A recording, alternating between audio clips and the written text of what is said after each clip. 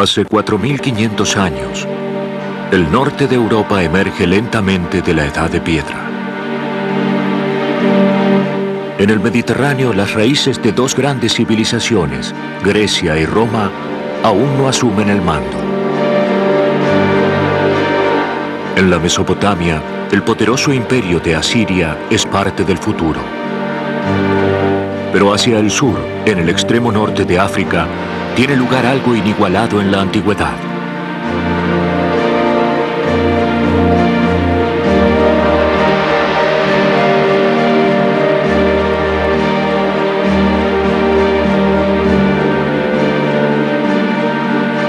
Elevándose sobre las orillas del río Nilo, en Egipto se encuentran estas tres colosales pirámides.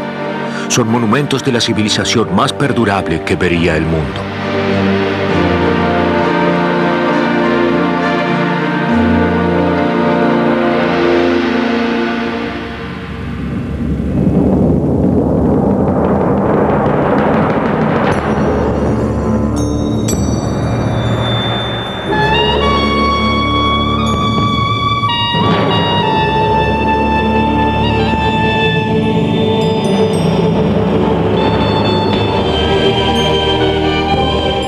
Egipto. Caos y reyes.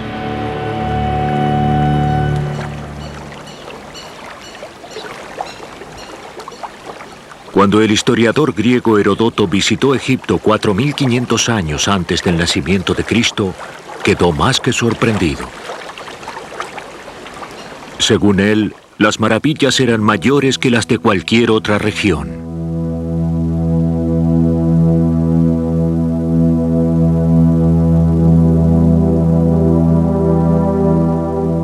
Había pirámides más altas que cualquier otra estructura construida por el hombre en la tierra. Avenidas de esfinges, mitad hombre, mitad bestia. E imponentes pilares de piedra llamados obeliscos. Había gigantes estatuas de faraones muertos hace mucho tiempo y exóticas momias en ataúdes de oro. Y en todas partes, los enigmáticos símbolos de su sagrada escritura.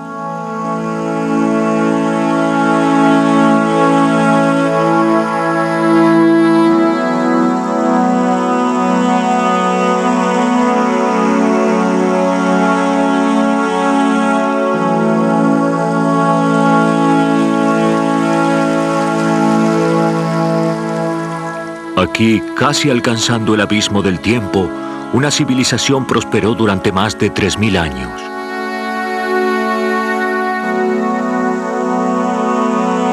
Según los antiguos, Egipto ya era antigua. Cleopatra, que reinó durante el primer siglo antes de Cristo, se encuentra más cercana en el tiempo a nosotros que a los faraones que construyeron las pirámides. Egipto es tan antiguo que durante siglos sus orígenes permanecieron velados en el misterio.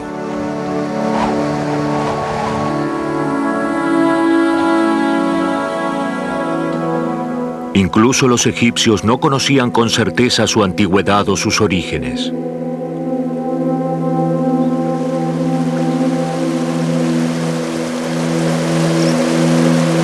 Heródoto dijo que Egipto fue el regalo del Nilo.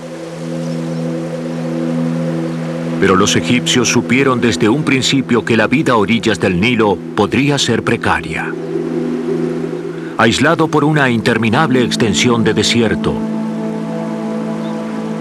vulnerable a un río impredecible, y con un clima que puede cambiar dramáticamente, la civilización en Egipto fue forjada en parte por la realidad de un ambiente inhóspito.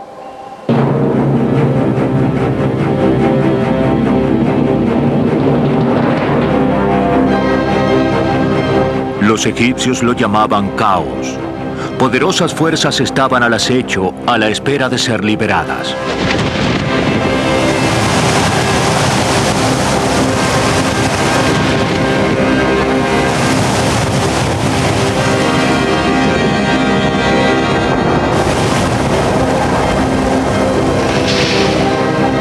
Debido a que el desastre podía golpear a cada momento, los egipcios creían firmemente que el orden, no el caos, era la voluntad de los dioses.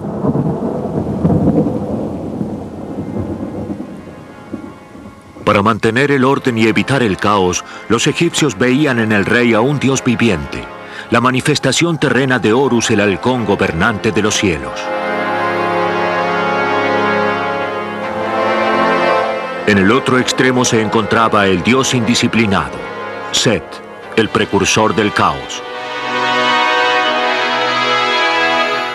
El conflicto eterno entre el orden y el caos guiaría hasta el final el destino de la civilización egipcia. Pero la verdadera historia sobre cómo sucedió se desvaneció en la antigüedad.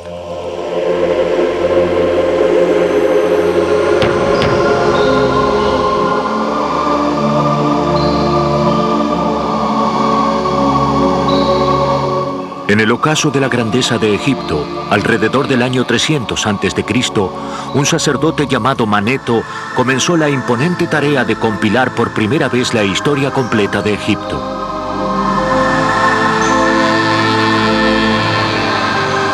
El desafío era intimidante. Aún en las bibliotecas de los templos y sobre los muros de los lugares más sagrados de Egipto ya había volúmenes escritos.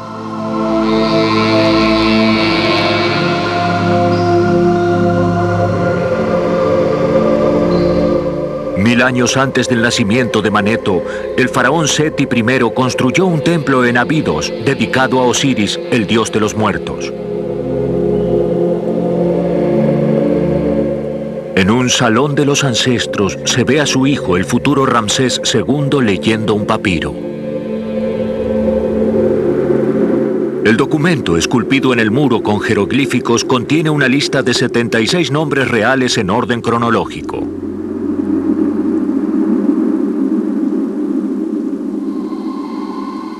Cada nombre está rodeado por una estilizada vuelta de cuerda. Este símbolo, llamado por los egiptólogos figura oval, identifica a los reyes. Los reyes gobernaron durante más de 2000 años en la historia egipcia.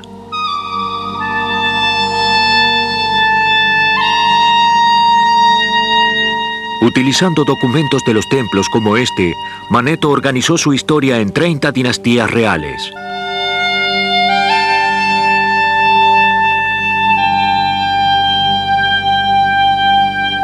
El más antiguo nombre de la lista es Menes. El rey Menes fundó la primera dinastía de Egipto alrededor del año 3100 a.C.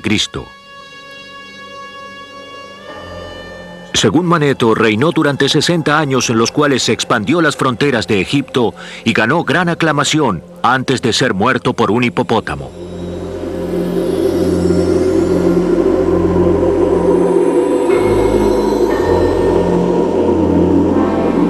Antes del rey Menes, Egipto estaba gobernado por semidioses llamados los espíritus de los muertos.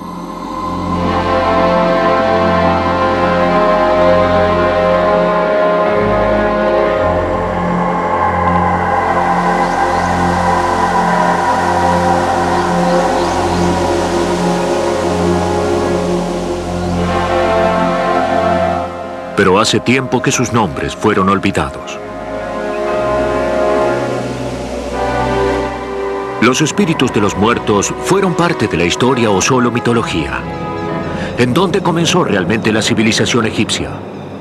Irónicamente, no fue a lo largo de las orillas del Nilo.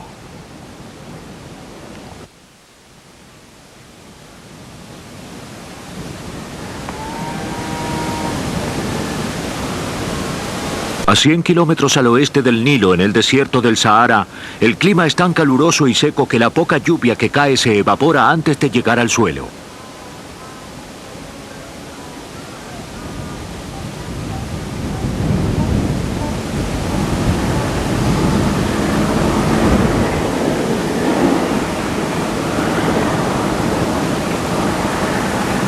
Aquí, en este desolado paisaje, vivió una tribu de nómades que pueden haber sido los ancestros de los faraones.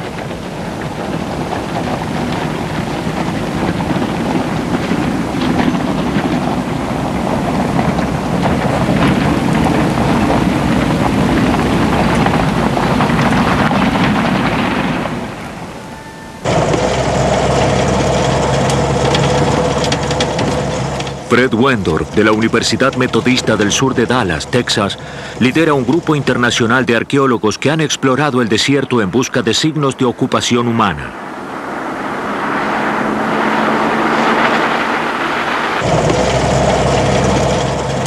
En 1974 localizaron un antiguo asentamiento a orillas de un río poco profundo y lo llamaron Nabta Playa.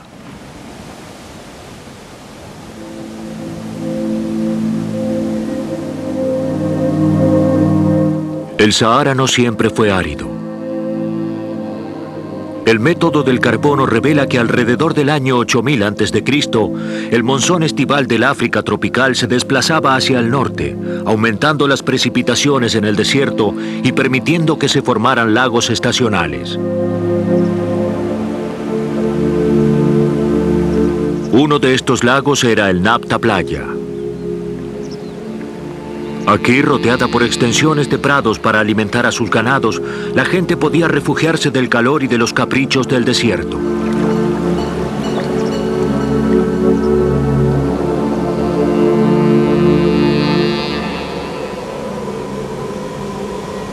Pero la lluvia era impredecible. Sin ella, el lago se secaba. 3 días sin agua significaba la diferencia entre la vida y la muerte.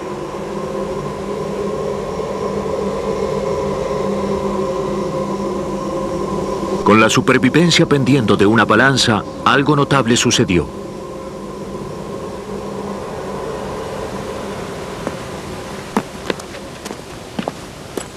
El líder de la expedición, Romuald Schild, de la Academia Polaca de Ciencias, descubrió un pequeño círculo de piedras, un Stonehenge en miniatura, pero 2000 años más antiguo.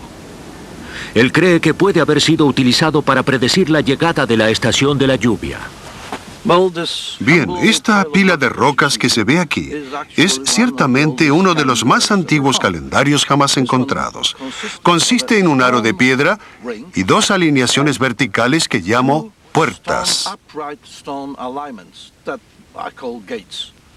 Se las puede ver aquí y allí, y una de las alineaciones apunta exactamente al norte.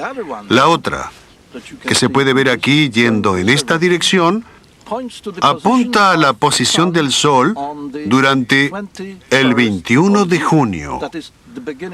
Es el comienzo del verano, el comienzo de la estación de la lluvia en esta región de África. El descubrimiento de este calendario solo insinuó lo que vendría después.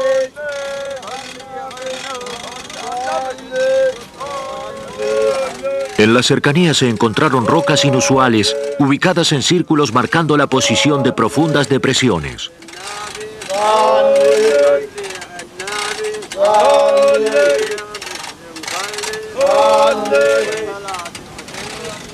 Las rocas, algunas de las cuales pesan más de 1,5 toneladas, no son originarias de Nabta Playa. Fueron arrastradas hasta aquí desde una lejana cantera. Para los habitantes del desierto, transportar grandes rocas y erigirlas requirió de un gran esfuerzo y organización. La pregunta es, ¿para qué?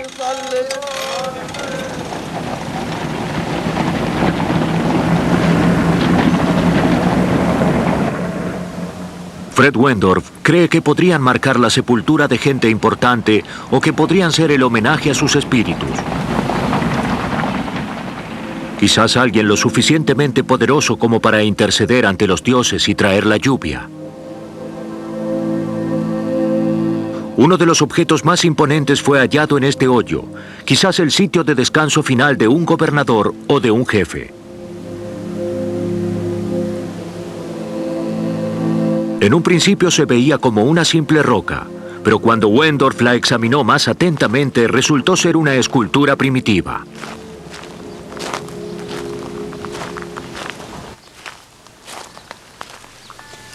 Encontramos esta gran roca, cuidadosamente moldeada, en este hoyo, a casi 1 metro sobre el afloramiento del lecho rocoso. Está moldeada con forma de hongo. Se puede ver que su superficie fue trabajada y suavizada con cuidado.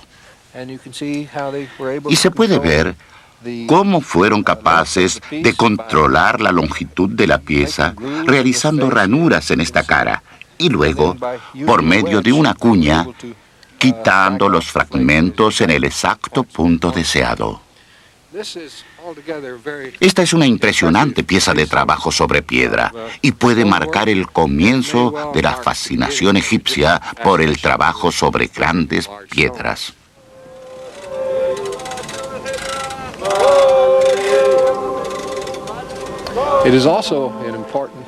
También es un importante referente del nivel social. Se necesitó una gran habilidad para controlar las grandes cantidades de hombres que se necesitaban para moldear esta roca y ubicarla en su posición, y también para moldear el lecho rocoso. Se requerían muchas personas en un considerable periodo de tiempo para lograr todo esto, y eso indica que este individuo era de un nivel superior a los demás. Aquí hace 1000 años se erigieron en el desierto los primeros y toscos monumentos egipcios para homenajear a un rey caído y traer el orden del caos.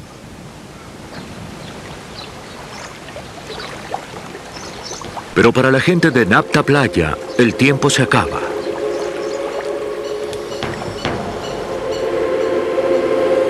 Alrededor del año 5000 a.C., el monzón estival comenzó a desplazarse hacia el sur.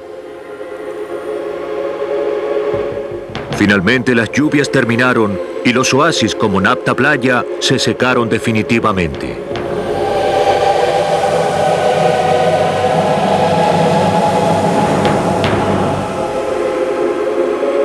Forzados a abandonar el desierto, los pobladores se dirigieron hacia el este en dirección al Nilo.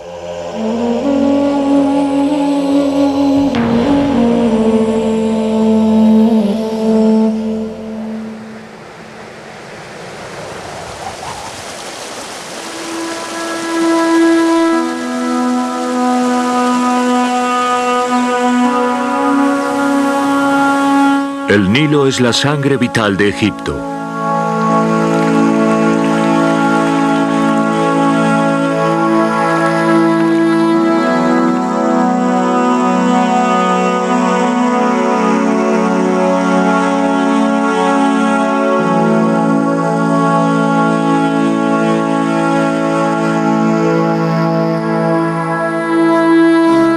Desde su nacimiento en el este de África, el río fluye hacia el norte por aproximadamente 13.000 kilómetros antes de alcanzar el Valle del Nilo en Egipto, un oasis de más de 900 kilómetros de longitud. En los últimos 160 kilómetros se abre en un vasto delta antes de desembocar en el mar Mediterráneo.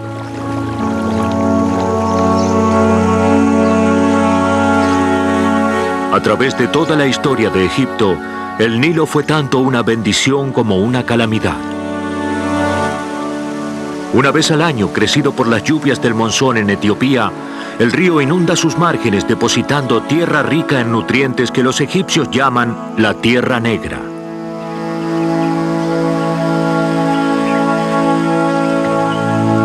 Sin ella, Egipto sería árido. Con ella, una de las regiones más fértiles en el mundo.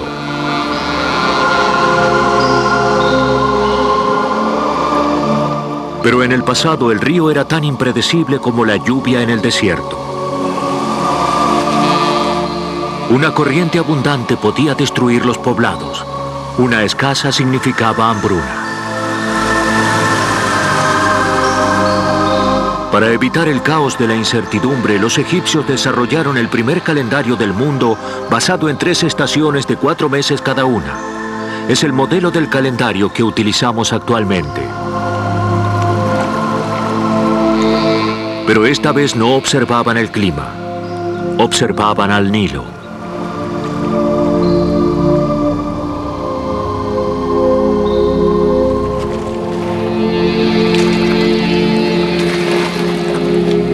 El momento de la crecida era llamado inundación. El tiempo de surgimiento era cuando el agua se retiraba y se podía sembrar la cosecha. Durante el período seco, cuando el Nilo estaba en su punto mínimo, se recolectaba la cosecha.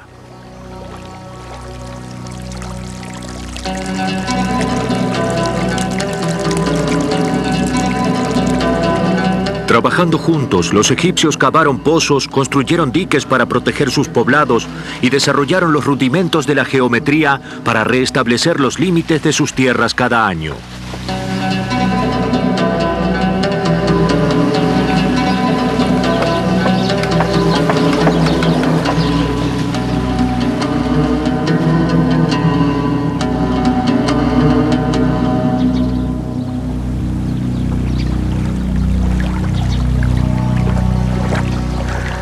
En el año 4000 a.C., luego que la gente de Napta Playa se asentara en el valle del Nilo, comenzaron a surgir los primeros rastros de la civilización egipcia. Cerámicas hermosamente decoradas, paletas con forma de animales diseñadas para mezclar cosméticos y cuchillos de piedra, tan bien hechos que jamás fueron igualados, algunos con elaborados mangos de marfil tallado.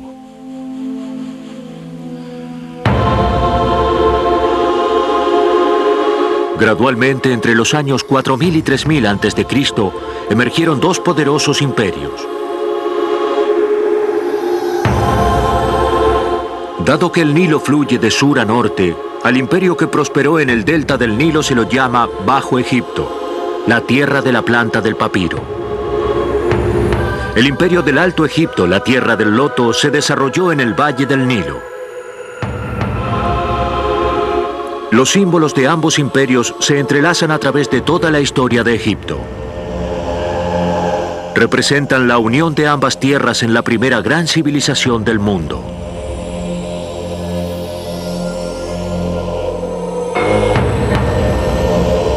Durante mucho tiempo resultó un enigma para los arqueólogos saber cuándo y cómo se produjo la unificación.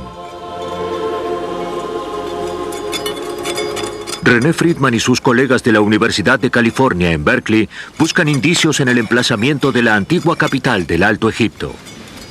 ¿Qué tienes allí, John? Tenemos algo que parece ser un hombre. Llamada por los griegos Hieracómpolis, la ciudad del halcón fue la primera ciudad de Egipto. ¿Es su estado de preservación? Del 3500 al 3000.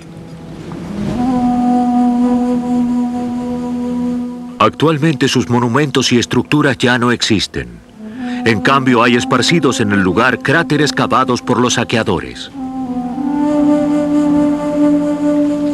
Hace un siglo los arqueólogos creían que todo lo que había quedado en el desierto era un cementerio de despojos que no valía la pena explorar.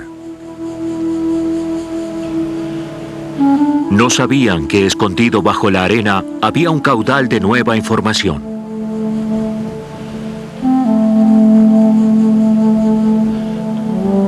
Nuevos descubrimientos mostraron que hacia el año 3500 a.C., Hieracómpolis era uno de los más importantes asentamientos a orillas del Nilo.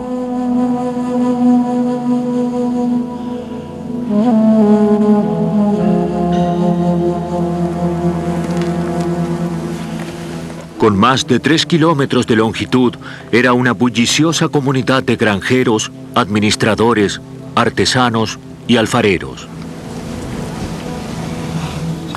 Un ceramista realizaba utensilios de cocina para sus vecinos.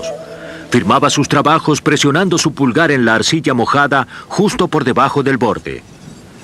5000 años después aún se encuentran fragmentos de cerámica cerca de su horno.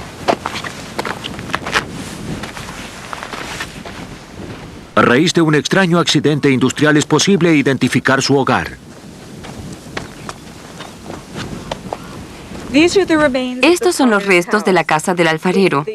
Es la casa preservada más antigua de Egipto y le debemos su buena conservación al hecho de que el alfarero trabajaba demasiado cerca de donde vivía. Afortunadamente para nosotros, pero desafortunadamente para él, un día un cambio de viento provocó que el fuego de su horno llegara hasta su casa, incendiándola. El fuego tiñó de rojo y endureció el lodo de los ladrillos de barro que formaban la parte inferior de la casa y redujo las columnas y las paredes al carbón y la ceniza que vemos aquí.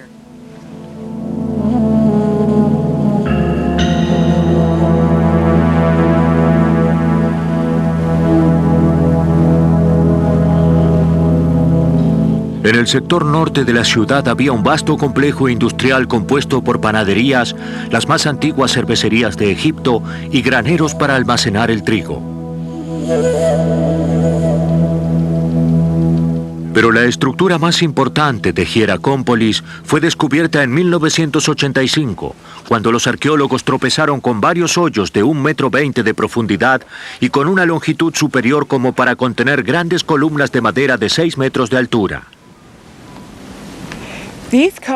Estas columnas forman el frente de un gran santuario que dominó el complejo de templos por entero y la ciudad de Hieracómpolis.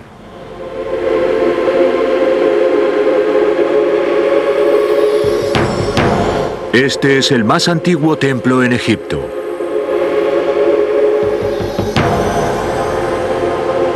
En ningún otro lugar se evidenciaba más el poder del rey. Durante las ceremonias rituales, el rey, sentado en su trono, presenciaba los sacrificios de animales al dios halcón, Horus, patrono de todos los futuros reyes de Egipto.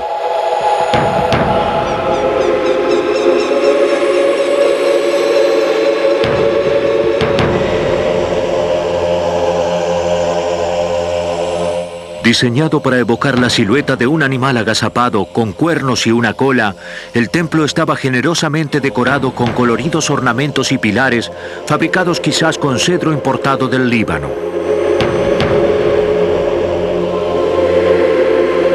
El prototipo de todos los conjuntos de grandes templos dominaba el paisaje de Hieracómpolis.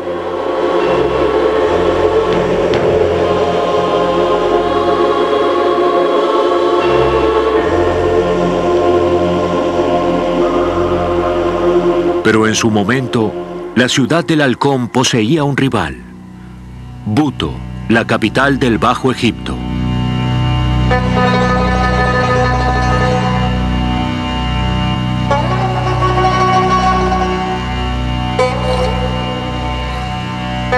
Estaba situado al norte del actual Cairo, en el delta del Nilo. Hoy todo lo que queda de Buto es un gran montículo de tierra y escombros y estas rocas y estatuas de 2000 años después.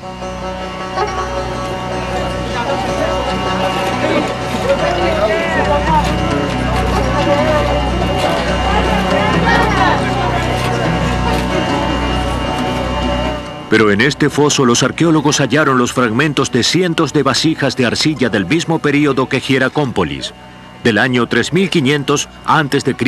y anteriores.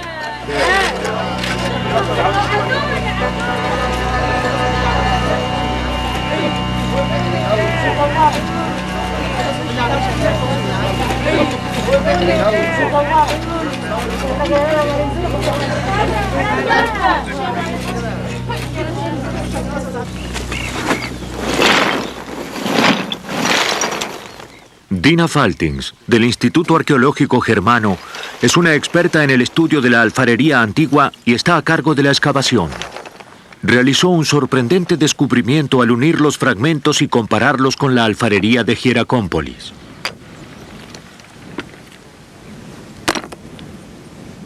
En los comienzos, Buto fue el hogar de una cultura totalmente diferente. Las vasijas de Buto son menos sofisticadas que las del Alto Egipto.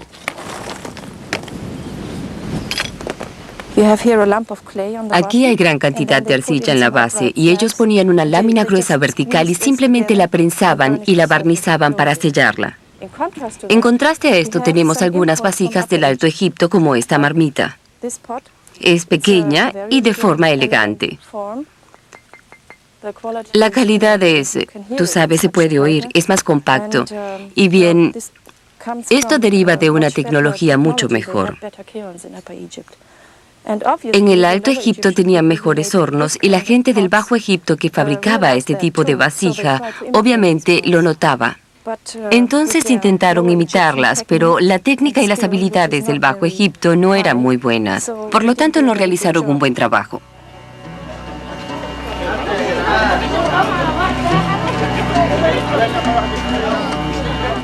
El trabajo de Dina Faltings en Buto revela que para el año 3200 a.C., la cultura superior del Alto Egipto arrasó con el Bajo Egipto y los dos imperios se unificaron.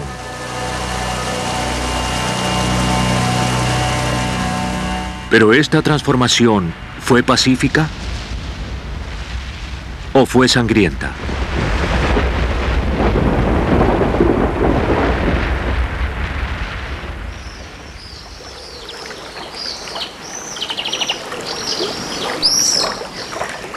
La unión de los dos imperios a lo largo del Nilo fue un acontecimiento importante para la civilización egipcia.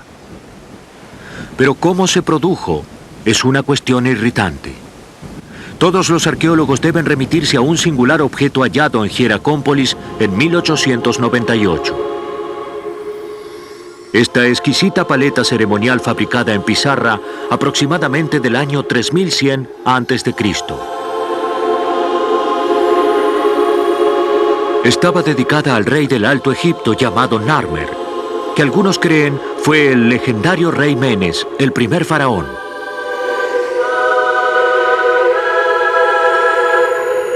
De un lado, Narmer, llevando una corona bulbosa, golpea a un prisionero en presencia de Horus, el dios halcón de Hieracómpolis.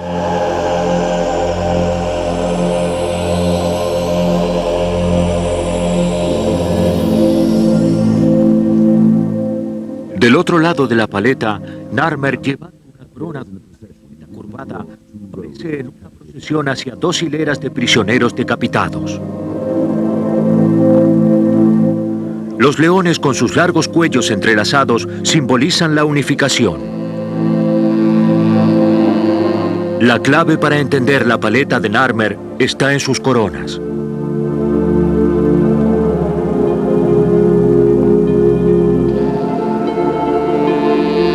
En el Alto Egipto, el rey vestía una corona de copa bulbosa. En el Bajo Egipto, una roja corona con una larga y prominente lengüeta. Juntos forman una doble corona que indica que el faraón se convirtió en el señor de las dos tierras.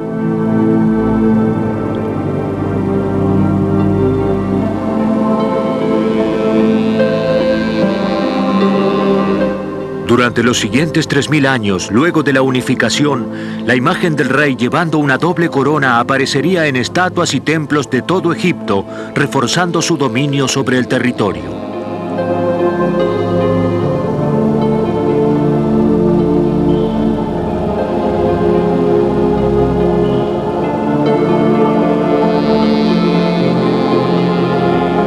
La paleta de Narmer parece confirmar que la unificación ocurrió después de una sangrienta conquista. Durante un siglo fue la única evidencia hasta que se halló un pequeño objeto en el camposanto real más antiguo de Egipto, Abidos.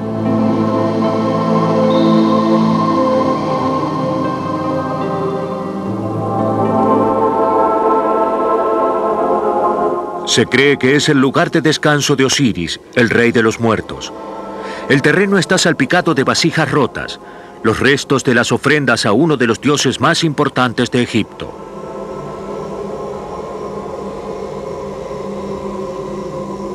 Mucho antes de que los faraones cavaran sus tumbas en el Valle de los Reyes o construyeran las pirámides, los primeros gobernantes de Egipto eran enterrados aquí en grandes tumbas alineadas.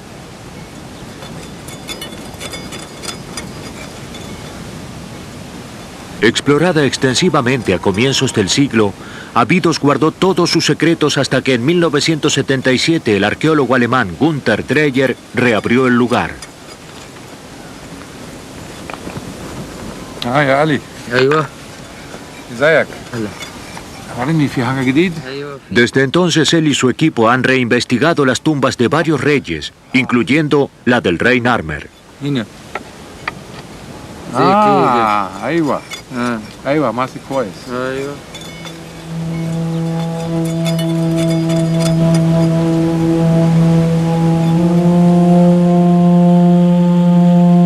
Dreyer está satisfecho con el descubrimiento de un rótulo de marfil.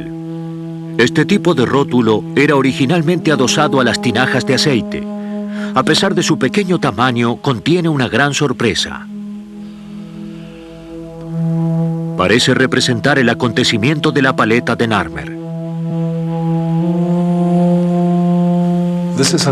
Este es un rótulo de marfil del rey Narmer hallado cerca de su tumba.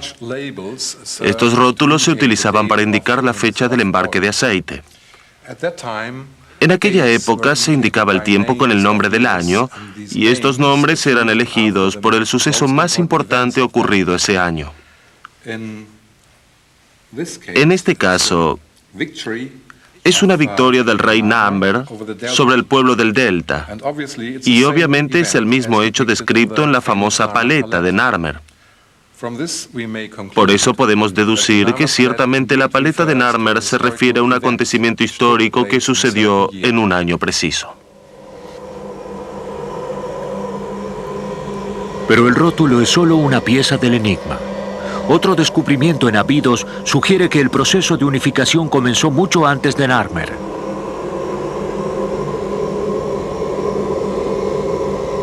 Bajo estos montículos de escombros, Dreyer halló las tumbas de reyes de una dinastía hasta ese momento desconocida, que los egiptólogos ahora llaman Dinastía Cero.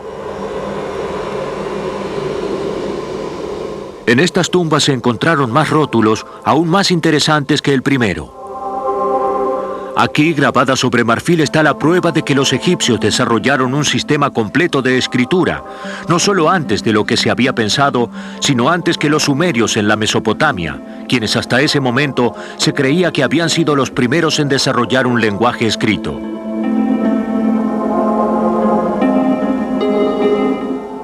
La antigua escritura sumeria, vista aquí, era un sistema de cuentas hecha de simples figuras y números.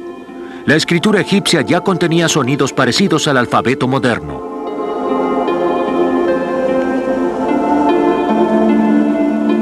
Todos los jeroglíficos en este rótulo representan sonidos. La serpiente representa el sonido DJ. Junto con los triángulos se lee la palabra DJW, que significa montaña. En los símbolos se lee las montañas de la oscuridad, refiriéndose al oeste, en donde se pone el sol.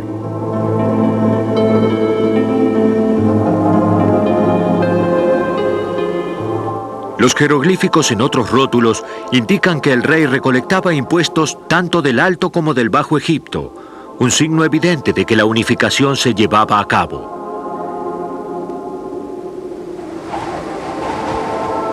Para consolidar el imperio se construyó una nueva capital en el punto exacto en donde el Alto y el Bajo Egipto se encuentran. Fundada por el rey Menes, quien según los egiptólogos sería el histórico rey Narmer, Menfis estaba destinada a ser la ciudad más grande del territorio.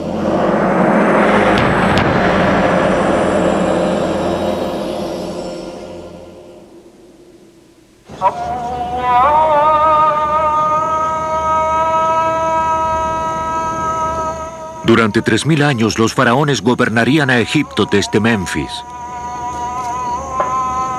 Actualmente todo lo que queda son ruinas, pero nada que se remonte a los tiempos del rey Narmer. Durante mucho tiempo los egiptólogos asumieron que la antigua capital estuvo siempre ubicada aquí. Pero David Jeffries, de la Sociedad de Exploración sobre Egipto, cree que Menfis se encontraba en otro lugar y pasó 9 años intentando hallarla. Utilizando una simple sonda manual, tomó muestras de los campos a 3 kilómetros al oeste de las ruinas. Los núcleos descubrieron una sustancial capa de artefactos a 3 metros bajo la superficie. Esperamos encontrar vasijas en esta área, a pocos metros por debajo de la posición que alcanzamos hasta el momento, en el más bajo nivel de lodo, alfarería que representa el período alrededor del año 3000 a.C., del más antiguo rey del Egipto unificado, y que representa la fundación de la capital nacional en esta área.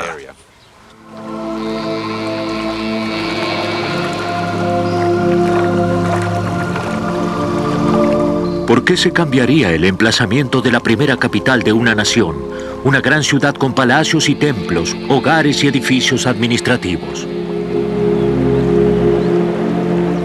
Dos grandes fuerzas naturales, el desierto y el Nilo.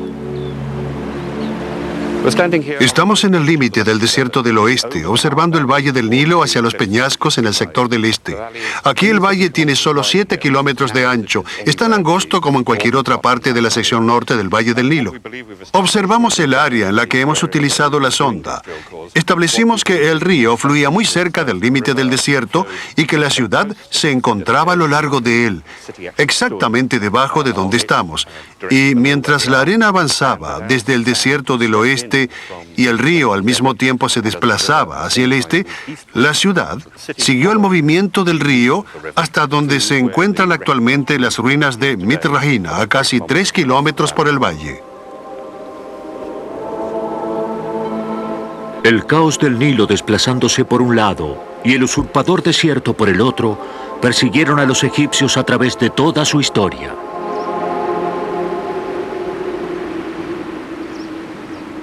Para superar la constante amenaza de peligro, depositarían su fe en un hombre y también en el poder de los dioses.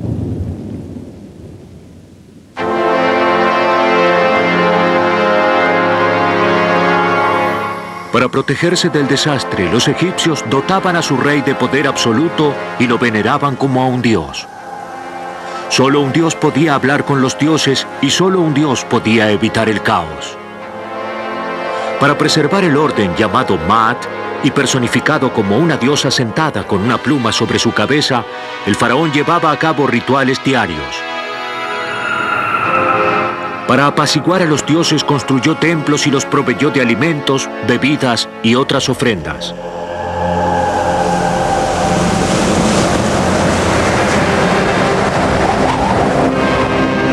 El caos se manifestó de diversas maneras. Se podía manifestar como una violenta tormenta, como arena soplada del desierto, o como un enemigo extranjero.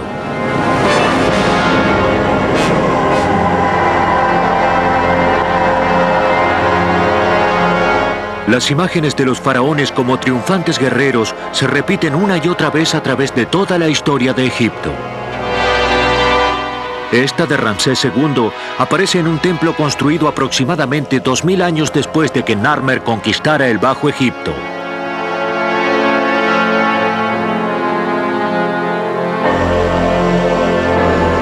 Probablemente Ramsés no haya guiado nunca a un ejército a la guerra. La imagen es más simbólica que real. Un mensaje para todos los que vieron que el rey cumplió su deber sagrado de mantener el Ma'at, el orden divino.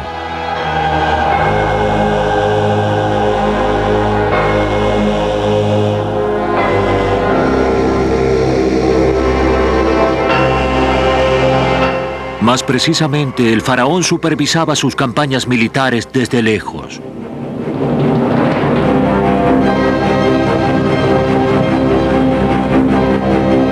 En el año 2280 a.C., un antiguo oficial de la corte llamado Weni ordenó grabar los detalles de su extraordinaria carrera sobre las paredes de su tumba. Weni relata cómo su faraón, el rey Pepi, venció a una tribu de saqueadores nómades. Cuando su majestad tomó medidas contra los que habitaban en los desiertos del este, reclutó a un ejército de varias decenas de miles de soldados de todo el Alto Egipto. Eran nobles, capitanes y mayores. Yo fui quien los comandó.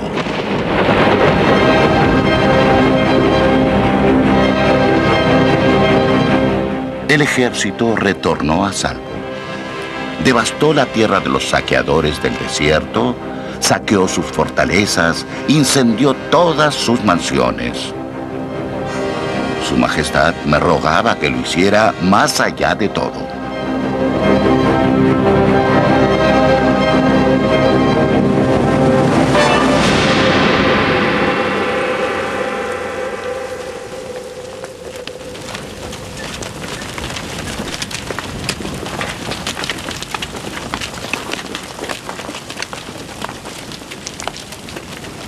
Con un poder y una fuerza destructiva imponentes, el caos también podía surgir de cualquier lado. No lejos del emplazamiento de la antigua Memphis, en una cantera de Helwan, 32 kilómetros al sur del Cairo, se encuentra la represa más antigua del mundo. A pesar de que es difícil de distinguir después de 4.000 años, esta gran pila de rocas era parte de un enorme proyecto de ingeniería diseñado para controlar las crecidas repentinas. Fascinado por la antigua tecnología egipcia, Gunther Dreyer efectuó un estudio detallado del dique. Calcula que construirlo demandó el trabajo de 500 hombres durante 10 años, arrastrando hasta el lugar aproximadamente 184.000 toneladas de piedra. Por donde se lo mire, la represa era una extraordinaria manera de impedir el caos. Desafortunadamente no funcionó. El dique se extendía sobre la arroyada de aquí hasta aquí. Tenía una longitud de aproximadamente 99 metros y una altura de 13 metros. Era de una construcción bastante sólida. En un corte transversal se hubiera visto así. En la base una longitud de 90 metros. En la parte superior aproximadamente 45 metros. Consistía de 3 secciones. En el medio estaba relleno con arena suelta, y ambos lados consistían en una cantidad de piedras desiguales envueltas en bloques de piedra caliza. Desafortunadamente, el dique se inundó antes de ser finalizado. El agua vino por aquí y destruyó la sección sin terminar, y a los pocos minutos, una gran cantidad de agua fluía en la arroyera, destruyendo todas las instalaciones. Y entonces, el trabajo de 10 años y 500 hombres resultó en vano.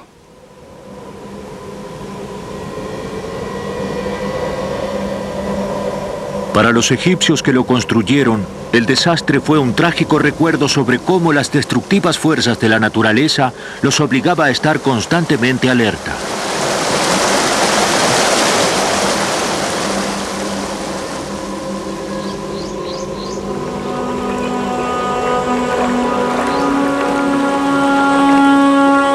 Fue la singular visión del cosmos por parte de los egipcios lo que sostuvo a la civilización más perdurable en el mundo.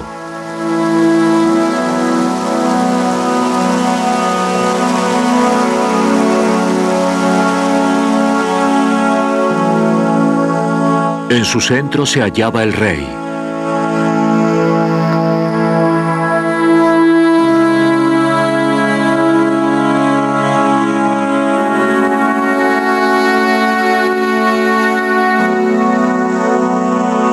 Con habilidades forjadas por sus ancestros en el desierto y pulidas a lo largo de las orillas del siempre cambiante Nilo, mantenía el balance del universo con justicia y piedad.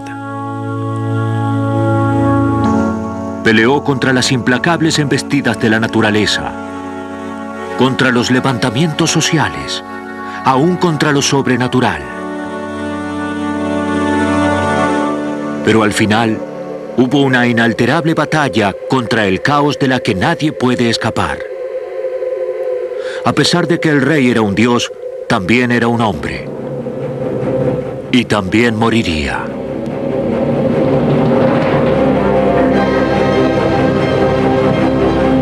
Para evitar la calamidad, ordenó a los egipcios arrastrar grandes rocas al límite del desierto.